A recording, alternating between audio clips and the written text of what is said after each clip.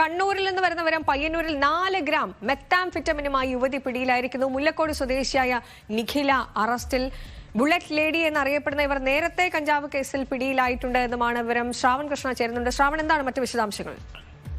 ശീതൾ, മുല്ലക്കൊടി പയ്യന്നൂർ കണ്ടങ്കാളിയിലെ മുല്ലക്കൊടി സ്വദേശിയായ നിഖില ഇവർ bullet lady എന്നറിയപ്പെടുന്ന യുവതിയാണ്. ഇവരാണിപ്പോൾ 4 ഗ്രാം മെത്താംഫെറ്റമിനുമായി എക്സൈസിന്റെ പിടിയിലായിരിക്കുന്നത്. ഇവരുടെ മുല്ലക്കൊടിയിലുള്ള വീട്ടിൽ നിന്നാണ് പിടിയിലായിരിക്കുന്നത്. മയക്കുമരുന്ന് വിൽപ്പനയെക്കുറിച്ച് രഹസ്യ വിവരം കിട്ടിയതിനെ തുടർന്നാണ് പയ്യന്നൂരിലെ എക്സൈസ് സംഘം നിഖിലയുടെ വീട്ടിലെത്തി പരിശോധന നടത്തിയതും ഈ മെത്താംഫെറ്റമിൻ കണ്ടെത്തിയതും. അവരിപ്പോൾ അറസ്റ്റ് രേഖപ്പെടുത്തിയിട്ടുണ്ട്. 2023 ഡിസംബറിലും ഇതുപോലെ കഞ്ചാവുമായി നിഖില പിടിയിലായതാണ്.